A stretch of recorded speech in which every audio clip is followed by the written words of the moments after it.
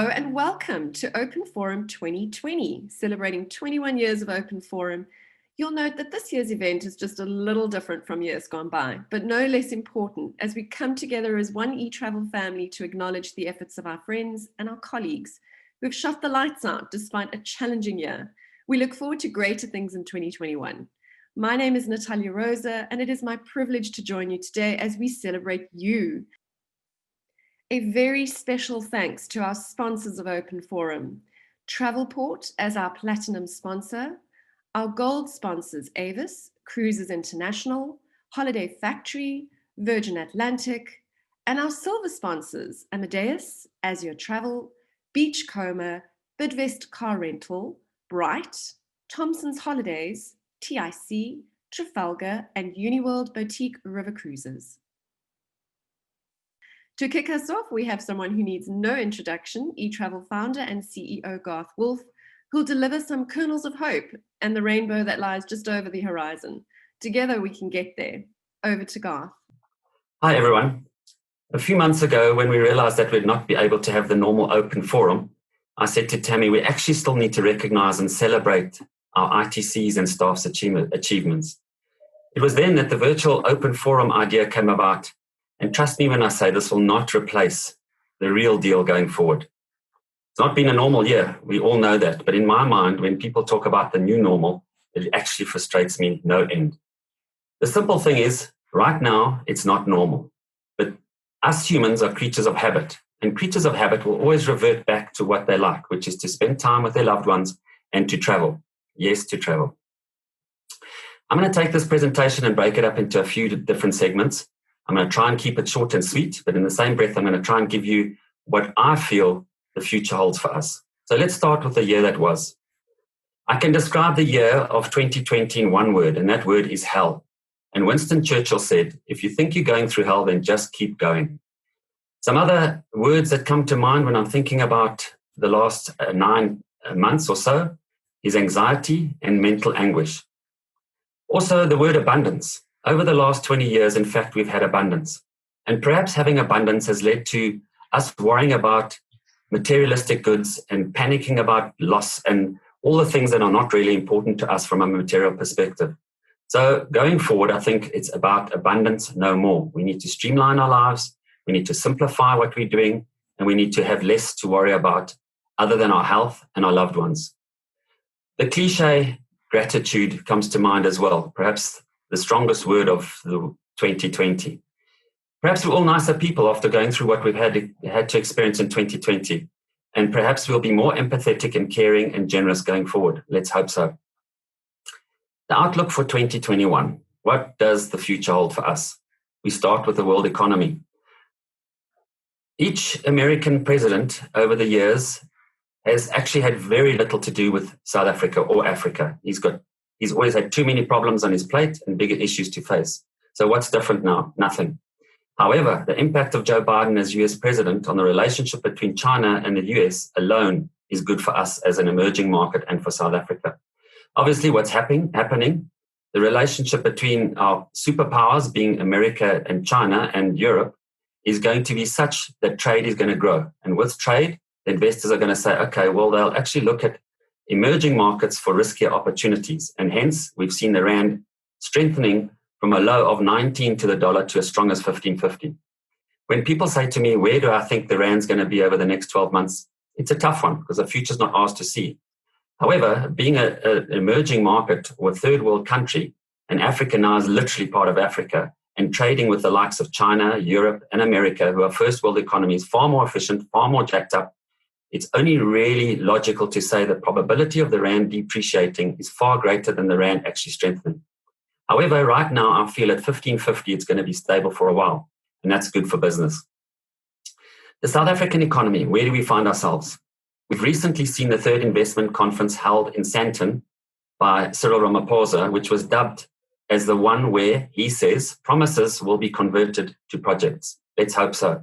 2 years ago, he started this 5-year plan to raise $100 billion. And in fact, 50 large organizations contributed a lot of money recently to the third conference, which means that he's raised over 64% of this target. The last 2 years have seen very little implementation of this. And you say to yourself, well, what's different? I think there's a lot different. You may remember last Open Forum and the Open Forum before, I mentioned that the last decade of the Zuma era has resulted in a lot of destruction. And Cyril had two objectives going forward. One was to root out corruption. And this is not an easy task. However, we're seeing it happening. The second plan of Cyril's tenure is to actually go ahead and implement growth and strategy and rebuild the South African economy. Obviously, with the lockdown, this economic drive could not happen, but many projects are set to begin in January, February, March next year.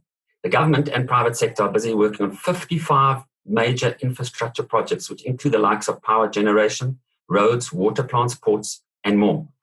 The independent power producers are going to be fantastically busy going forward. And if you drive between Knysna and PE, you'll see the wind farms that are being erected. And it's one of the best areas on the continent for this independent power producers, such as wind, that will plug the power back into the Eskom grid.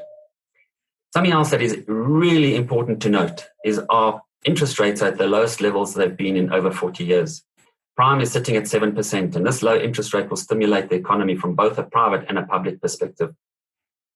There's going to be a lot of growth in 2021, and the minute we can just come to terms with how to handle this pandemic.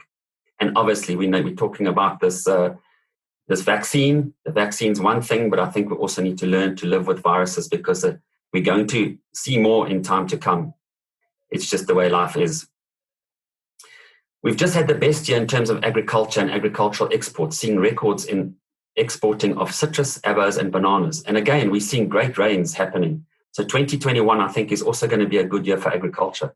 We mustn't forget that South Africa is actually feeding the SADC region, the whole Southern African region, and the rest of the world won't let that change.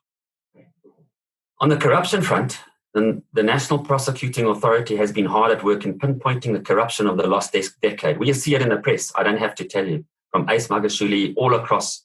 And what I find really quite interesting and encouraging is that Cyril said himself that he will do all the presenting going forward. So we're not seeing Nkosazana Dlamini Zuma on TV anymore. And it tells me that there's a strong message that Cyril's actually taken control of the ANC, which is split down the middle.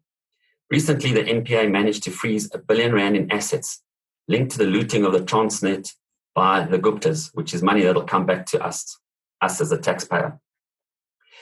Then on the e-travel front, we've had to re-engineer our business just like everybody else. And re-engineering is looking at every line item on your income statement. Our pre-COVID turnover levels, you may recall, hit 1.2 billion. We had a billion bash a few years ago, which was great. And now we are a mere 25% of that. Our budget to the end of June 2021 is exactly 300 million. And with that, we must understand that April, May, and June, we do 100 of that 300 million. So we are anticipating things opening up quite dramatically from March, April. Going forward, if you look at the actual turnover just in June 2021, we're projecting 50 million. Now, on 1.2 billion, we're averaging 100 million per month. If we're going to be doing 50 million in June, the year to the end of June 2022, we're projecting way over 600 million. That's about 50% of the pre-COVID numbers. And then to the end of June 2023, we're looking at R1 billion. So we see good growth going forward. Obviously, COVID hit us really hard like it did everybody else, and we had to close the Joburg office for good. We had to retrench 14 of our 54 staff, left with 40 staff to do the same work, which is 26% of our workforce that we had to unfortunately say goodbye to. The work that these people did is now being done by the remaining workforce, as mentioned. We thus have a lower salaries bill and a lot more work to do, because what's very exciting for e-travel is we've signed on a whopping 50 ITCs in the last 3 months. So our number of ITCs has actually grown, but when things return to normal, we're going to see a revenue climb dramatically. The travel market in South Africa is, in my mind, graduating extremely fast towards the ITC model. And we, as the market leader and been around for 21 years, are leading that field. Now, with one centralized office in Cape Town, it's something that we've been aiming to for years. We have everybody under control, and the culture that we build under one office is clear. Fortunately, we own both the office park in Joburg and the head office in Century City. And until recently, both these offices were paid off. What this means, in essence, is that these buildings have allowed us to have a war chest of funds that I've actually managed to discuss with banks to use as collateral for a 20 million facility that we've got that we're using for e-travel for the next 40 months if necessary. At this stage, we're still burning cash to the tune of 500,000-600,000 a month, but that's because we're out there and we want to make sure that we're supporting our ITCs through this tough time. And then if I ask myself, what do we need to do? As individuals, what do we need to do? We need to decide what to do and then make it happen. I always say, when you get out of bed in the morning, you have choices. Our choice is to make it happen. And travel is right up there at the top of any person's to-do list. It's what people like to do, and it's what people with money do on an ongoing basis. In fact, people have had a very long time to think about their bucket lists, so they're itching to get out there. We must also remember that the wealthy have been getting wealthier during COVID, and these wealthy clients are the clients that we service. These wealthy who have spent their lives traveling and flitting from continent to continent have been cooped up in lockdown. Do you seriously think that they're not going to want to travel like crazy when things open up? From an ITC perspective, I say to myself, like any business, what do you do when times go wrong? You go back to the basics. And what does this mean? Exceptional service delivery. Focus on your service delivery. You guys are exceptional at what you do. You've been in travel for a while, so you know how to do it better than any system or technology the world over. You need to make sure you have constant communication directly with your travelers. It's vital. They need to feel that you're there for them.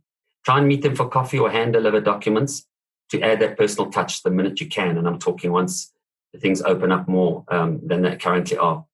Send them the specials that the preferred partners are sending us. They're specials that will never be repeated again.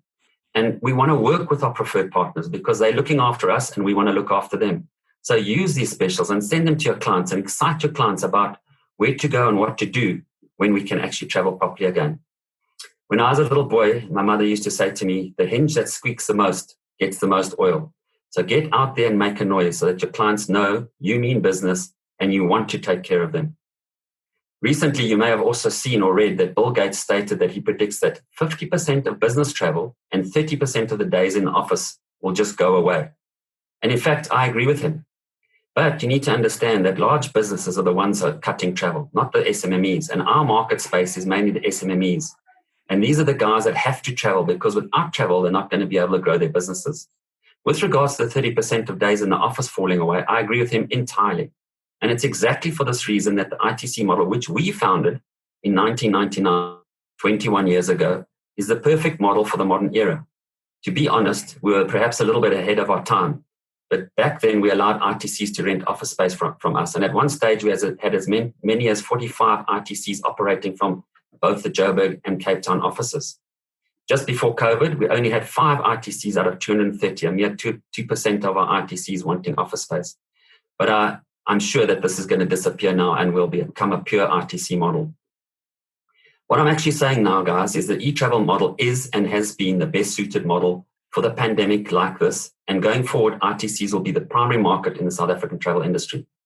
I predict, as mentioned earlier, that e-travel will grow faster now than it has for the last 5 years preceding COVID, with continued growth back to 1.2 billion and beyond. I then say to myself, on a personal note, what do you and what do we all have to do? Personal well-being is critical through times like this. And it starts by treating your home finances as you treat your business. That saying, cut your coat to fit your cloth, is very, very true. If you're earning X, then make sure you're not spending more than X. Cut out the non-essentials. I've cut out my gym contract, my running club. You can cut out DSTV, going to the hairdresser instead of once a month, do it once every 3 months. Do your own nails. I've changed my cell phone contract to a pay-as-you-go. And, of course, using WhatsApp calls saves a lot of money as well. Those of you who still have a car that's being paid off, sell it. Downsize your car and get a cheaper one and pay it off cash. And consolidate your debt into one source against your home. And then make sure you're killing that debt as quick as possible. Importantly, review your budget on a monthly basis. It only takes 45 minutes and you can do it on a Sunday morning very quickly. And keep cutting, because the more you cut, the sooner you're going to be making money again. Then, of course, get your mind right. We have to accept that we've all lost a lot of materialistic things. So we let go of it. It's really not important to us. And in essence, the fewer material goods that we've got, the less we have to worry about and the more we can focus on our health and our loved ones. Do at least 20 minutes exercise 4 times a week. Walking is rated as one of the best exercises that any human can do because it gets you out there. And the most important thing is you breathe. And when you breathe, you can sleep. And when you sleep, you're getting rest. And when you rest, your brain can function properly. Also, guys, please know you're not alone. We're all in this together. We have all felt the exact same emotions after the last 8-9 months, with things perhaps getting worse mentally now as the Corona marathon continues. I often use the analogy of a marathon, and perhaps we're at the 38K mark of a 42-kilometer marathon. We round the corner from the finishing line. The problem is we actually don't know where this finishing line is. It could be 44Ks, it could be 46Ks, it could be 50Ks, or it could be like the Two Oceans Marathon or Ultra, which is 56Ks. The bottom line is we've got to just keep putting one foot in front of the next. And remember, the darkest hour is just before sunrise. This is very true, and we often forget about that. Trust me when I say the sun is going to rise upon e-travel and all our ITCs next year. By March, we'll be so busy that the doomsdays we've been experiencing will be behind us. And at this point, we need to remember not to become fat cat again. At the end of the day, we all know it's our health and families that actually matter. Yes, friends are very important too, but without your health, things become even harder. We know that many of our ITCs and family members have experienced a hard year, but some have even lost loved ones, and that is extremely difficult over this time. I think it also puts into perspective the importance of life and what is really important to you. So stop focusing on what we used to have and concentrate on your health, even if it's for the sake of your kids or your grandchildren. And guys, never forget that you have the e-travel family to help you navigate through this terrible time. If you truly take one day at a time and listen to what we at e-travel are telling you in respect of your clients and your financial spend, trust me, everything will be okay. On a final note, I'd just like to say a few thank yous. Firstly, to our preferred partners. Your ongoing support during these tough times has been great. Your preferred partner contributions and your commitment to e-travel as a whole makes things feel much easier. To my staff, starting right from the top with Tammy, Ruan, Abby, Truda, and Marie, thank you guys for the passion and commitment and dedication which you've shown in supporting our RTCs. When I said to Tammy in June that we need to get back to work, she said, God, you're actually crazy. And the logic for me as a shareholder paying greater salaries, because with people at the office it meant I had to pay bigger salaries, seemed like a stupid idea. But in essence, after 2 weeks of being together, Tammy said, Garth, you know what? We're loving the teamwork. We're loving the camaraderie.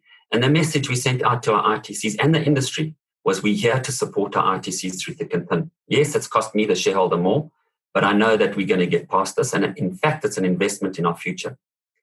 Then to all the rest of the ITCs and staff out there, thank you for everything that you really do. Our staff are great in looking after our ITCs, and our ITCs have been loyal and committed. I see on Facebook's open door comments that Tammy forwards me because I'm not on Facebook myself, that it's clear that e-travel is really respected out there in the industry. I'd also like to welcome our new ITCs, especially those from the Serendipity, the SWG group. You guys have had a tough time and a double whammy, but welcome to the e-travel family. Then, of course, my final thank you goes to you as ITCs. Don't give up. We are around the corner from greatness, and we'll always remain 100% dedicated to the ITC. Nothing has actually changed in the last 21 years, and nothing will change going forward, as we'll always be here for you.